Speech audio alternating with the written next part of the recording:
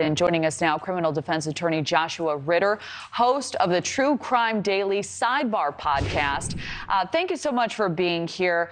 How will Alan's attorneys explain these alleged confessions, do you believe, to a jury?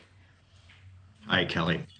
I don't know that they can. Probably some of the strongest evidence that can be presented in court is words from the defendant's own mouth. That is what the juries are going to pay attention to more than anything else. You can present forensic evidence, you can present eyewitness evidence, surveillance video, and I think that they have elements of all of that in this case. But all of that becomes window dressing if they're going to hear from the defendant's own mouth that he's confessing to these murders. I don't know if there is an argument to get around all of that. I know that they're starting to at least percolate those arguments as far as, he was under some sort of mental distress. But if those recordings come in or otherwise through testimony that he confessed to these murders, it's essentially game over for the defense. It's devastating. Do you think Alan will testify in his defense?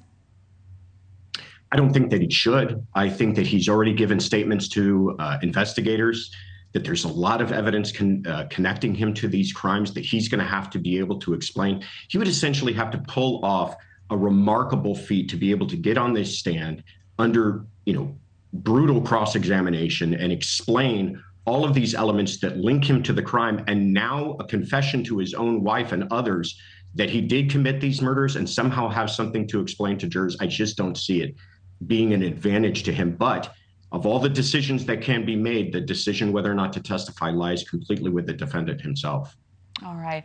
And the defense, as you know, wants the judge to throw out evidence seized at Alan's house last October, including more than a dozen hunting and utility knives. What do you think the judge will decide, and could the ruling have a major impact on the case? I think the defense is going to argue that, listen, this is about a murder, that you may believe that you have a murder weapon and other evidence linked to that might be important. But all of this other stuff that was seized, all these other knives, those do nothing to move the ball forward. So they're just essentially prejudicing their client. And that's the argument they're going to make, that there's no probative value in this, that it's far more prejudicial. I could see a judge going either way, but to answer your question, I don't think it will have a huge impact on the case, whether or not other knives or weapons were found inside of that home, when we're talking about other elements and other pieces of evidence that actually link him to that crime. Okay, we'd also love to get your take on this story. There's a new effort to find the body of Kristen Smart nearly 30 years after she vanished. Her remains never found, so engineers tested soil vapor samples from the backyard where the killer's mother lives, and they determined there either is or was a decomposing body there. One of the scientists involved actually met Kristen Smart 1 week before she went missing, and he's followed the case ever since and wants to help bring closure to the family. So her killer, Paul Flores, has already been convicted. So this new effort really isn't about solving the case per se, but do you think this kind of testing should be used in other cold cases?